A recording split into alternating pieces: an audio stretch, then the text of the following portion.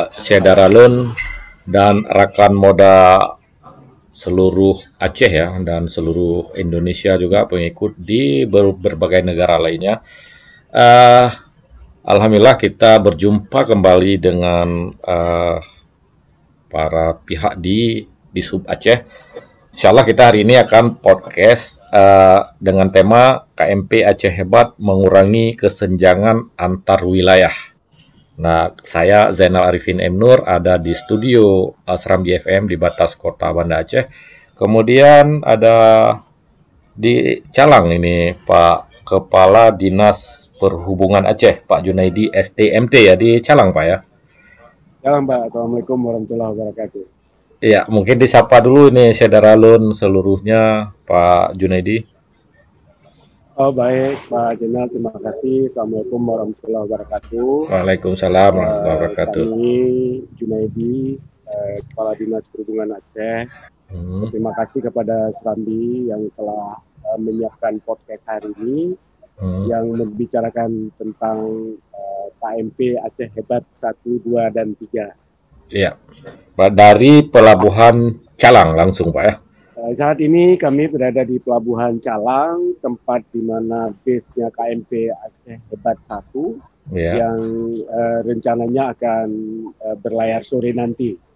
Ya. Itu baik, terima kasih Pak Junaidi ya Syedaralun. Ini Pak Junaidi, Kepala Dinas Perhubungan Aceh. Kemudian ada Pak Sutarmo SH, Kepala Kesyah Bandaraan dan Otoritas Pelabuhan KSOP kelas 4 Sabang. Ini di Sabang kayaknya Pak Sutarmo, silakan menyapa. Ya, Assalamualaikum warahmatullahi wabarakatuh. Waalaikumsalam warahmatullahi wabarakatuh. Terima kasih pada Serambi, kemudian juga kepada Pak Kepala Dinas Perhubungan kita satu. Mudah-mudahan kita tetap tetap sehat dan dalam lindungan Allah SWT. Amin. Kebetulan kita memang nih Pak Jenal, kita memang di Sabang nih. Iya. Emang walaupun jarak, kemudian kita tetap bisa menjalankan tugas yang kita rencanakan, yaitu pada acara podcast ya yang dimotori oleh Serambi. Mudah-mudahan bermanfaat. Demikian untuk sementara Pak Jenal. Baik, terima kasih. Waalaikumsalam Pak Sutarmo ya SH. Artinya kita hari ini saya ada di Banda Aceh, kemudian Pak Junaidi di Calang, Pak Sutarmonya di Sabang. Ini memang COVID ini ada hikmahnya juga nih, mempertemukan tiga, bisa menyambungkan ya walaupun jarak jauh, dan kita ditonton oleh Syedaralun di seluruh Aceh, seluruh Indonesia mungkin ya, dan di berbagai belahan negara, terutama di ini banyak pengikut serambinews.com ini di Malaysia dan Australia, juga di negara-negara Eropa. Mereka juga rindu ya dengan suasana Aceh ya, karena mereka udah lama nggak bisa pulang selama COVID. Nah, ini kita mulai ya Pak Junaidi, Pak Sutarmo, mungkin untuk membahas tentang Aceh Hebat yang katanya mengurangi kesenjangan antar wilayah. Nah, ini yang mau dibahas. Mungkin Pak Junaidi mau memberikan gambaran bagaimana Aceh Hebat ini mengurangi kesenjangan antar wilayah. Silakan Pak. Terima kasih Pak Jenal. Ya. Pertama sekali, barangkali saya akan menyampaikan dulu bahwa salah satu dari program prioritas dalam RPJM Aceh 2017-2022 adalah mengurangi kesenjangan antar wilayah. Jadi ini adalah program prioritas dari RPJM kita. Yeah. Oleh karena itu, salah satu dari kegiatan yang dilaksanakan di Dinas Perhubungan Aceh adalah pembangunan 3 kapal motor penyeberangan. 3 kali ini seperti yang sudah kita ketahui, ada yang melayani ke Sabang, Sinabang, dan Pulau Banyak. Iya. Nah, karena itu kita mengetahui bahwa secara data bahwa saat ini kesenjangan itu terjadi di wilayah-wilayah di Aceh ini karena persoalan aksesibilitas. persoalan transportasi khususnya. Oleh karena itu, dengan Aceh Hebat 1, 2, dan 3 ini nantinya akan di wilayah kepulauan khususnya itu akan menjamin pertumbuhan ekonominya dengan ketersediaan sarana transportasi. Jadi saat ini seperti kita ketahui misalnya Pulau Banyak. Pulau Banyak ini satu wilayah yang sangat menjadi perhatian kita semua karena khususnya Singkil ya. Singkil itu dalam data statistik kita merupakan kabupaten dengan persentase jumlah penduduk miskin paling banyak. Yeah. Nah, ini harapan kita ke depan bahwa dengan Aceh Hebat ini bisa mendorong pertumbuhan ekonomi, terutama sektor-sektor yang sudah menjadi potensial di sana, katakanlah perikanan, kemudian pariwisata. Dalam beberapa isu terakhir rencana pengembangan pariwisata Aceh, maka Pulau Banyak menjadi perhatian. Ini kita sangat berarti Dinas Perhubungan telah melakukan lebih awal untuk mempersiapkan, walaupun belum dalam kondisi yang sangat cukup ya, tetapi paling tidak dengan adanya kapal Aceh Hebat 3 yang akan beroperasi di sana itu menjamin transportasi dari wilayah daratan ke Pulau Banyak. Nah, demikian untuk Sinabang dan tentu pariwisata Sabang yang sudah menjadi andalan di Aceh.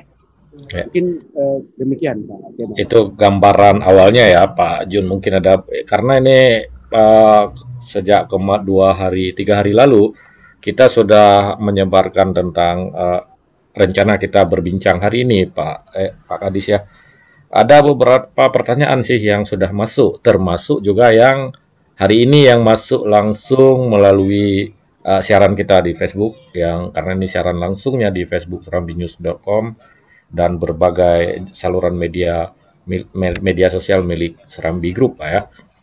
Di sini ada yang sudah masuk ini dari GKT Tari ini Pak ya. Tapi bukan pertanyaan, mungkin sebatas saran nih.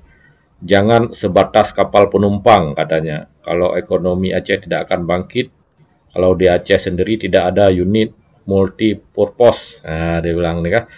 Jadi dibilang kalau bisa yang berlayar ke Malaysia atau Penang untuk feeder Asia atau ke Uni Eropa. Ini harapan-harapan lah Pak untuk Dinas Perhubungan ya, untuk supaya kita punya jalur pelayaran internasional, bukan cuma penerbangan itu Pak.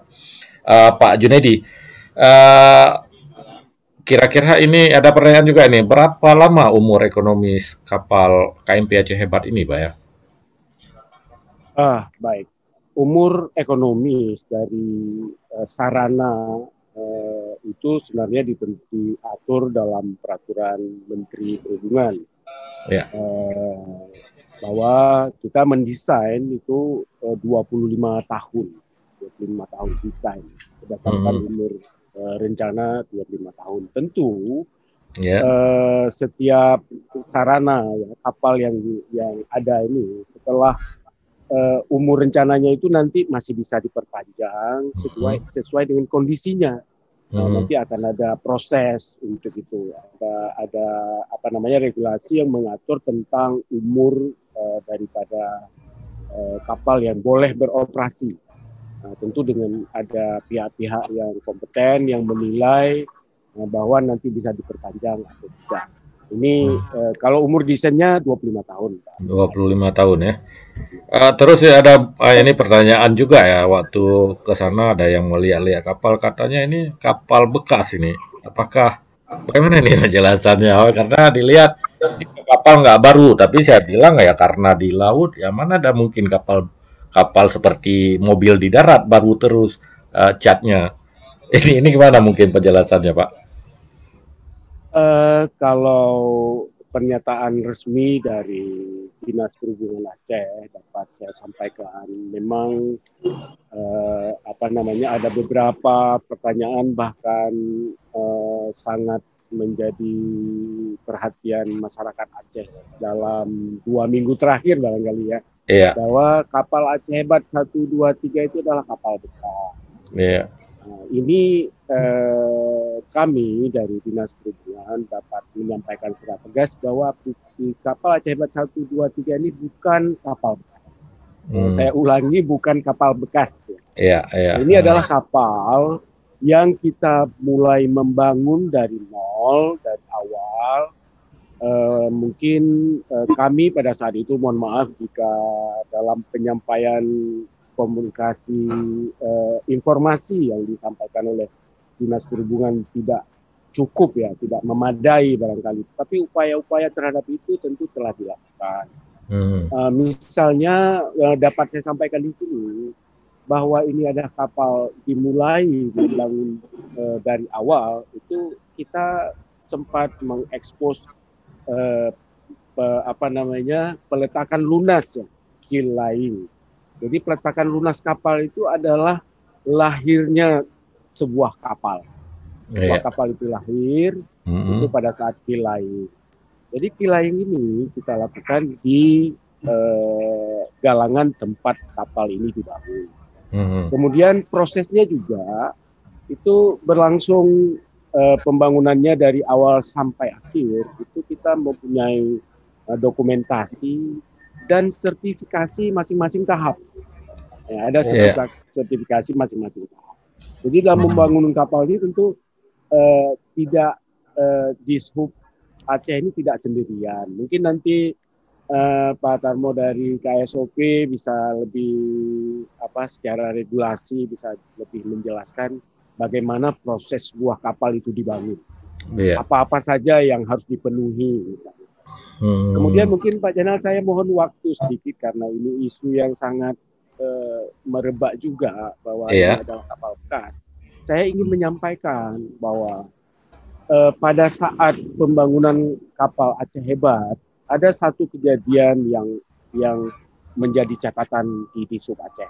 Catatan kita adalah pada saat pandemi, pada saat kita COVID-19 mulai diumumkan di Indonesia, itu hampir semua galangan, ketiga galangan yang membangun kapal kita itu menyatakan bahwa kapal akan terlambat penyelesaiannya. Ini mungkin nanti bisa kita sampaikan secara real bahwa pada saat itu berhenti kegiatannya di lapangan. Kami sudah khawatir bahwa kapal ini tidak akan selesai. Tetapi dengan segala upaya, dengan kerja keras dari galangan dan upaya-upaya yang kita lakukan, baik dari konsultan pengawas, dari pihak tim teknis yang terlibat. Jadi ada tim teknis yang dibentuk yang melibatkan Kementerian Perhubungan, Pak Jenal. Untuk memantau mutu dan kuantitasnya. Jadi pada saat itu kita sudah hampir lempar handuk lah gitu ya. Pandemi ini karena ada beberapa komponen yang harus diimpor dari luar seperti engine ya, mesin dan lain-lain sebagainya seperti alat-alat navigasi. Waktu itu kita sudah khawatir bahwa kapal tidak selesai. Jadi untuk membuktikan bahwa kapal ini kita bangun, kami terlibat dalam banyak hal dalam menyelesaikan pekerjaannya. Mungkin nanti dari Pak Darmo bisa menyampaikan bagaimana proses kita dari perencanaan juga melibatkan KSOP se-Aceh, kemudian Dinas Perhubungan Kabupaten Kota yang terlibat di tahap perencanaan dan sebagainya. Dan apa yang kita rencanakan hari ini sudah ada di Aceh untuk bisa dimanfaatkan oleh masyarakat Aceh. Jadi perencanaannya dilakukan di tahun 2018. Itu detail. Jadi perencanaan ini kita lakukan sendiri oleh Dishub Aceh.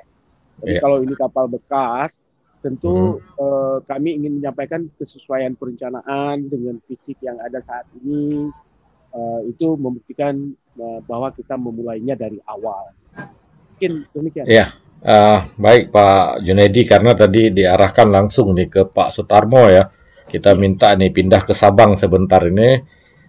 Mungkin Pak Sutarmo bisa menjelaskan nih tentang dasar hukum ini pendaftaran kapal, terus perbedaan ini kalau mau melihat perbedaan kapal bangunan baru ini dengan yang lama, untuk melihat secara ringkasnya ini kapal bekas atau kapal baru ini. Silakan Pak Sutarmo, Kepala Kesyah Bandaran dan Otoritas Pelabuhan KSOP kelas 4 Sabang. Terima kasih Pak Jenal. Ya. Memang untuk dasar hukumnya ini itu tidak terlepas daripada Undang-Undang Nomor 17 tahun 2008 tentang pelayaran. Kemudian adanya Peraturan Pemerintah Nomor 51 tahun 2002 tentang perkapalan. Kemudian ada Peraturan Menteri Perhubungan itu Nomor 39 ya, tahun 2017 itu tentang pendaftaran dan kebangsaan kapal, serta ada di Kitab Undang-Undang Hukum Dagang khususnya di pasal 314. Benar adanya tadi Pak Kadisub juga menyatakan bahwasannya kapal Aceh Hebat 1, 2, dan 3 ini itu memang dalam keadaan baru. Yeah. Ya, seperti dalam perjalanan mungkin ya cat-cat itu biasa ya, karena gelombang-gelombang air, mungkin air di perjalanan mungkin ada yang menyebabkan karatnya mungkin naik ya. Tapi namun kita tidak bahas ke situ. Namun mungkin untuk sekedar biar untuk masyarakat luas tahu bahwasanya itu kalau bangunan kapal bekas itu dia kalau secara hukum di PM 39 itu dia sudah mendapatkan status hukum kapal tetap.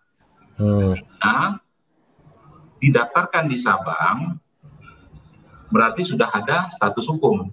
Nah, ini kebetulan untuk kapal yang didaftarkan baik Aceh Hebat 1, Aceh Hebat 2, dan Aceh Hebat 3 itu belum memiliki sertifikat dan dokumen yang sah sebelum didaftarkan. Berarti ini bukan kapal bekas. Yeah. Ya, itu karena juga tertuang di pasal 4 ayat 3, daftar kapal masuk ayat 1 tidak dapat dipindahkan ke tempat pendaftaran lain. Artinya kalau sudah didaftarkan di tempat awal, dia tidak bisa didaftarkan di tempat yang baru. Kemudian untuk kapal baru, kemudian dia juga mempunyai sertifikat dan dokumen yang sah atau belum didaftarkan. Nah, seperti saya bilang tadi di awal tadi. Nah, ini memang benar adanya kapal ini belum mendapatkan sertifikat dan dokumen yang sah dari tempat lain, dan memang benar adanya didaftarkan di tempat Sabang.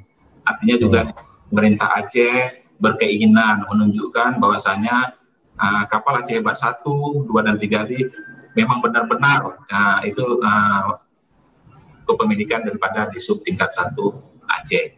Itu yang menjadi kebanggaan lah bagi rakyat Aceh sendiri, bahwasanya pemerintah Aceh memang benar-benar ini toh kapal kita Aceh Hebat 1, 2, dan 3 dan dimiliki oleh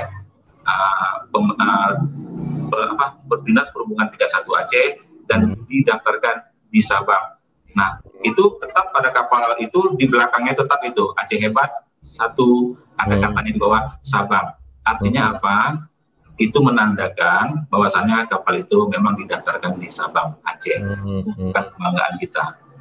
Itu sementara Pak Arifin. Berarti nama itu ya, nama Aceh Hebat 1 misalnya Sabang, itu membuktikan bahwa kapal itu didaftarkan di Sabang gitu. Tepat sekali Pak Arifin, rasanya kapal itu didaftarkan di Sabang. Artinya memang itu kebanggaan, artinya bisa saja didaftarkan di tempat lain, namun ini menguatkan bahwasanya ini benar-benar kepemilikan Aceh. Dan tidak ragu-ragu nanti takutnya kalau dibikin di situ Jakarta, Batam, itu suatu ketika bisa diambil atau dipindah ke tempat lain. Jadi ini merupakan ya menandakan bahwasanya ini benar-benar kapal ini milik Dinas Perhubungan tingkat 1 Aceh. Iya, itu makanya perlu identitas ya untuk setiap kapal itu Pak ya. Benar sekali Pak. Baik Pak Sutarmo ya, ini banyak sekali nih Pak Sutarmo, Pak Junaidi yang sudah masuk di, kayaknya ini harus saya baca ya di Facebooknya serambinews.com, ini komentar-komentar. Ini ada yang bilang mantap nih di Sub Aceh, terus Cik pun dibilang di Sub Aceh terus berkarya. Ini banyak puja-pujinya, nggak terlalu saya baca ya.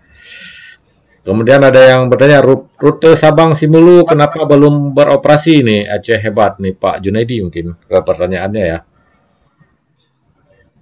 Rute Calang Simelu barangkali.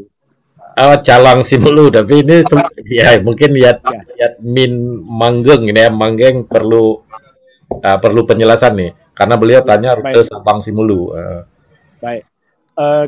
Rute Calang ke Simelu yang akan dilayani oleh Aceh Hebat 1 itu insya Allah akan pelayaran perdananya pada hari ini, Pak. Oh, hari ini ya. Akan juga bertepatan juga dengan pertemuan kita ini. Makanya saya sendiri saat ini berada di Calang mempersiapkan segala sesuatu untuk pelayaran perdana. Dan pelayaran ini adalah pelayaran yang disubsidi ya, disubsidi oleh Kementerian Perhubungan. Jadi lintasan subsidi Kementerian Perhubungan, termasuk hari ini juga akan kita berangkatkan pelayaran perdana KMP Aceh Hebat 3 dari Singkil ke Pulau Banyak. Jadi sekaligus hari ini, Pak Kena. Oh ya, dua-duanya berarti hari ini ya, Pak Brayar ya? Dua-duanya, insya Allah dua-dua hari ini, Pak Kena. Dan cuaca di lapangan juga sangat baik.